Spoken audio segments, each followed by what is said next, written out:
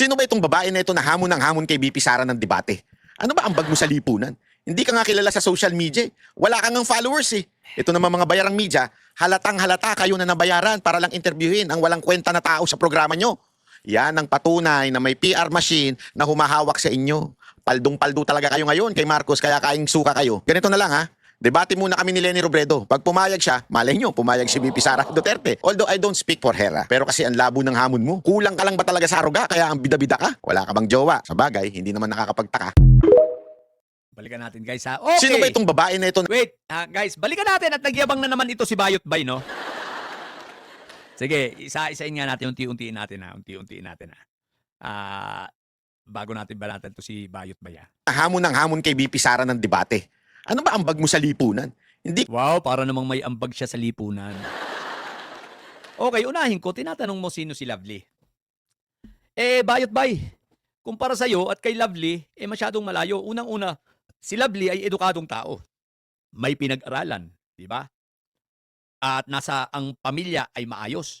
Pinalaki ng maayos. Ikukumpara mo sa sarili mo, Bayot Bay, makinig ka ha. Ang tanungin mo, ang sarili mo, sino ba ikaw? Bayot Bay, ikaw lang naman ay isang taong walang pinag-aralan, isang bugaw, at galing sa magulong pamilya. Di ba wala ka namang maayos na trabaho bago ka nag-vlogger-vlogger na yan? Dati, ang trabaho mo bugaw. Ang trabaho mo magbenta ng mga babae, magbugaw ng mga babae, at pagkatapos istapahin pa paminsan-minsan. At ano pa ang trabaho mo? Di ba? Wala kang maayos na trabaho kasi wala ka namang pinag-aralan. Si Lovely galing sa maayos na pamilya. Ang pamilya mo, kumusta? Di ba? Ang pamilya mo, kumusta naman, Bayot Bay? Ha? Ang pamilya mo, di ba galing ka naman sa wasak na pamilya? Sa pamilyang buraot.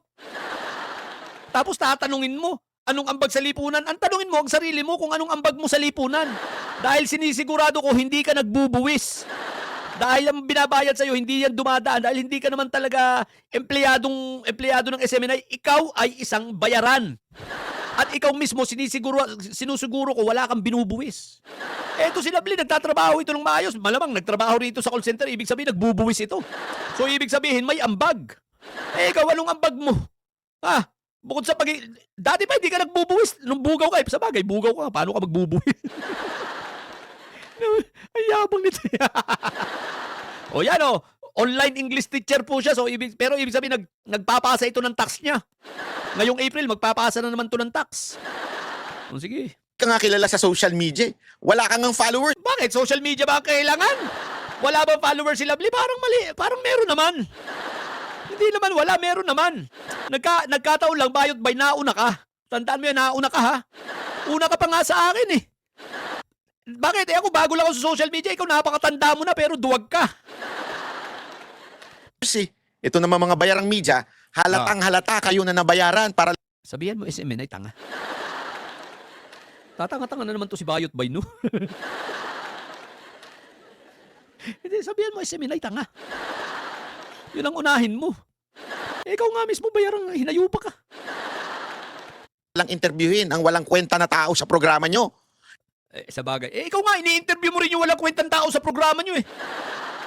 Sino ba yung walang kwentang tao eh? Di ba si Inday Sayad? Isipin mo, ikaw taga-interview, may sayad. Yung nag-i-interview yung isa, may sayad rin. Tapos yung ini-interview nyo, talagang reyna ng may sayad. Yun ang mga walang kwenta talaga. Di ba? Yan ang patunay na may PR machine na humahawak sa inyo. Alam na alam. Napaghahalata, no? Napaghahalata, no? Oh, dito pala sila Sam, ha? Adventurous, ha? Nandito nga ba? Shoutout sa inyo, ha? Napaghahalata si Bayot Bay, alam na alam. Ano mo, ha? Bayot Bay ka talaga, ha? Paldong-paldo talaga kayo ngayon kay Marcos, kaya kaing... Yan ang sinasabi ni Bayot Bay, bumabalik sa kanya, no? Bili po kay Bayot Bay, ang galing kasi ang galing niya ano tawag dito? Self-destruct. Self-destruction ang ginagawa ang hinayupak. Suka kayo. Ganito na lang ha. Sige, Debate muna kami ni Leni Robredo. Sira ulo. Kasi sira na talaga ang ulo mo, bayot bay, no? Si Lenny Robredo pang hinamon mo. Na mo ka? Ako nga kinontent mo 2 beses. Tapos hinamon kita ng debate. Sa akin nga takot ka. Ha? Sa akin nga takot lahat na ng papabor binigay ko na sa sa oras mo, sa platform na gusto mo, sa live mo, magsama ka pa ng kakampi mo. Sama na kayo lahat ng bayoteros para marami kayong utak, ako lang mag-isa. Pero hanggang ngayon, wala kang reply. Wala kang response, tapos hahamunin mo Lenny Robredo. Sa kang tanga. Sa akin nga takot ka kay Lenny Robredo pa. Porque alam mo na hindi ka papatulan, bakit hindi ako ang hamon? Oh, hindi pala, bakit hindi mo tanggapin yung hamon ko? Ang tagal na no, sabi ko nga, magsama ka na ng kakampi. O kung gusto mo, i-resback mo pa si Inday Sayad, back up mo eh. Kayong lahat ng bayoteros, tsaka yung mga vlogger ninyong mga bobo, lahat na kayo. Maghahamon ka kay Lenny Robredo. Gusto kong murahin ka ngayon. Nako kung hindi lang baka maban kasi ako Nako po, kung nasa TikTok tayo, patay ka sa akin. Naman mo Lenny Robredo, debate kayo? Bobo ka ba? Si Lovely, pwede niya ngamunin si Saya dahil si Lovely may pinag-aralan. Ikaw, wala kang pinag-aralang hinayupa ka. Buti nga, pinapatulan kita eh. Pinatulan lang naman kita kasi nga kinontent mo ako. Kinontent nyo ako ni Dadang Baluga, parehas kayo at napakayabang ninyo. Ay, nung balikan ko kayo, ano nangyari sa inyo? Tameme! Nung balikan ko kayo, naduwag kayo. O hanggang ngayon buo pa rin yung hamon ko sa oras ninyo, sa araw na gusto ninyo, sa platform ninyo, gusto mo sa SMNI Live, gusto mo doon sa programa yung Oplox, no? Lahat na kayo, magsama pa, sama mo pa si Anjo, si Ngongo, sino pa, si Mandalulo. Kumuha ka pa ng resback, kahit si Mike Diferensya, isama mo pa. Ako lang mag-isa. O, di ba? O kung gusto mo naman, para baka mas gusto mo, mag one-on-one tayo. O ako nang naghahamon uli sa'yo sumagot ka naman. Hindi mo pwede sabihin na maliit ang followers ko. O, di ba? Bago lang ako sa'yo, pero kita mo noon ang followers ko, hindi mo na rin masasabing kakaunti, Kung hindi nyo lang pina-take down yung una kong account sa FB na mag 400,000 plus na yun, Pina-take down ninyo, tapos at least ngayon, meron na naman. Pero ang ibig ko lang sabihin, hindi mo masasabi na yung sinasabi mo kay Lovely na walang followers. Dahil ako may followers. So tabla tayo doon, may followers ka, may followers din ako. So ibig sabihin nito, match tayo! Laban ka na sa akin! Ngayon, ang gawin natin sa debate, papabor na sa'yo, may backup ka. Habang nagdidebate tayo, may taga-research ka. Isama mo yun na yung bayoteros na lahat. Backup tayo, basta open cam. O may backup ka na. Lahat na kayo. O kung gusto mo, ikaw lang tagapagsala. O 2 na kayo ni Dadang Baluga. O 3 na kayo, si Jay Baluga din. O hindi, animin na natin. Lahat na kayo, mga hinayupa kayo. O, mamili ka. Sa araw na gusto mo, sa oras na gusto mo, sa platform na gusto mo, bayot bay. Nagtataka ako sa inyo, nag-iisa lang ako, bakit takot na takot kayo? Tapos ang binabanatan mo si Lovely, maghahamon ka ng debate kay Lenny Robredo, ay Diyos ko puro di. Unang-una, hindi ka papatulan nun kasi nga bobo ka tsaka wala kang pinag-aralan. Isang abogadong matino, papatol sa isang bugaw. Pasalamat ka nga, papatulan kita kahit bugaw ka eh. Kasi ang naaalala ko, tuwing nakikita kita, naaalala ko yung mga bugaw sa Quezon Avenue tsaka dyan sa Timog eh. Siyempre, marami rin tayo naging kaibigang bugaw dyan. Kaya mabait tayo sa bugaw. Kaya magiging mabait ako sa'yo. Gusto mo isama mo pa si Ilong Ranger, para matibay-tibay ka, abogado yun. Kaya wag kang tayong dalawa magdebate, bayot bay. Wag ka na mag-asam kay Lenny Robredo at tibay ng mukha mo. Sa akin nga takot ka. Sa akin nga takot kayong bayoteros. Hindi ba kayo naawa sa sarili ninyo? Mga bayoteros, no? Ako guys ay nagtataka dito sa mga bayoteros, no? Mga didilis, hindi ba kayo nakukonsensya na nilalait-lait ko itong mga bayoteros na mga duwag, mga bobo, di ba? At ayaw nilang panindigan. Hindi sila, di ba, pumapayag sila na lait-laitin ko. Pumapayag sila na sinasabihan ko silang mga bobo. Pumapayag sila na, di ba, ganunin ko, nasabihan ko mga wagdo, mga duwag, di ba? O lalo na to si Bayot Bay. Nung una, ang tapang, kinontent ako 2 beses, tapos umayaw. Nang hamunin ko na, umayaw na. At hindi na ulit ako kinontent. Si Dadang Baluga, 1 beses lang ako kinontent, tapos ayaw na. Sinabi ko lang naman na hindi, magdebate na lang tayo, live mo. Sa gusto mong platform, ikaw ang masusunod, di ba? O kung gusto nyo, pagbibigyan ko kayo, kayo na ang unang magtatanong. Oh, bago ako magtanong, kayo na muna. Oh. Di ba? Pero ang tanong ko, bakit kayo takot? Tapos hahamunin mo si Leni Robredo porque alam mong hindi ka papatulan? Ang hamunin mo, yung papatulang ka, yung kagaya ko. Di ba? Ako ang hamunin mo. Yung mga, pare-pareho na kayong bobo eh. Di ba? Basta followers ng Didilis, bobo eh. May lahat ng mga nakakadebate ko, ang kinalalabsan, nagiging bobo. Umiiyak. Ang ending ng lahat ng nakakadebate ko eh, iyak. Kaya bayot bay, wag kang mag-alala, hindi kita paiiyakin. Slight lang, promise.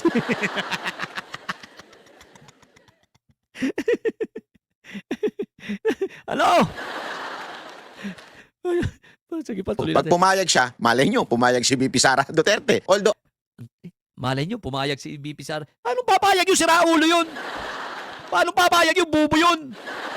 Papayag yun kung ang style ng debate ay binabasa. Kumbaga, scripted na debate yun, pwede si Inday Sayad. Pero yung debating spontaneous, ay naku po, Rudy. Di ba? Malabo yan. Bilib na bilib kay Inday Sayad. Bubo yun si Inday Sayad. Oh, ako na nagsasabi si Inday Sayad ay bubo. Oh, bayot bay, ipagtanggol mo si Inday Sayad sa akin. Isipin mo, inaapi-api ko si Sayad ninyo. Isipin mo na binabalahura ako si Inday Sayad ninyo. Ipagtanggol nyo. At ang gawin nyo, hamunin nyo ako, sabihin mo, patunayan mo! Ganun. Ganun ang dapat na reaksyon mo kasi matapang ka, bayot bay. At hindi ka bayot. Hindi ka bakla, di ba? Matapang ka, tsaka hindi lang basta matapang, matalino. Eh dahil matalino ka ba, ipagtanggol mo yung sarili. Ay, ipagtanggol mo pala si Sayad. Hindi ba kayo naaawa kay Inday Sayad? Isipin mo, nilalait-lait ko. Paano ko ba namang hindi lalaitin ang mga followers niya bobo? Kagaya nito ni Bayot Bay, ni Dadang Baluga, yung mga balugang mga bayuteros. Di ba? Puro bobo. Oh, paano nga eh? Di ba? Paano ko kayong hindi lalaitin? Ngayon patunayan yung hindi kayo bobo. At madali lang yan. O yan, sabi ni San Diego, shoutout pala. O yan, good morning, Bobby. Ano ba to? Sir Jack Agricota, baho siguro bunganga mo, bigot. Hinahamon kayo ni Sir Alfred Marcos. Oo nga, pati, isama mo na yung bigot na yan. Kahit mahirap intindihin yan, lalabanan ko pa rin yan. Oy, shoutout muna kay JV, nandiyan ka pala ha. Ano? Bayot ba yung putik? I don't speak for her, pero Nag-English. kasi ang labo ng hamon mo. Kulang ka lang ba talaga sa aruga? Kaya Kulang daw sa aruga si Lovely. ang bida-bida ka? Wala. Bayot ba yan? Eto si Lovely, kitang-kita ang pagiging disente. Paano kukulangin sa aruga yan? Very obvious naman yung kanyang environment na kinalakihan. Kumpara naman sa'yo, ikaw kitang-kita naman. Kung merong kinulang sa aruga, malamang ikaw yun. Alam mo kung bakit? Kung hindi ka kinulang sa aruga, dapat nakapagtapos ka ng pag-aaral. Pangalawa, hindi ka naging bugaw. Pangatlo, hindi ka nang eestapan ng mga binubugaw mo. O diba? At ang ikaapat, higit sa lahat, dapat maayos yung pagmumukha mo. O diba? Ang tawag dyan, good hygiene. Tingnan mo naman si napakalinis naman tingnan ni Lovely kumpara naman sa'yo. Ikaw bayot ba? Tingnan mo, basurang-basura. Wala ka sa hulog. Wala kang good hygiene. Ina mo ka.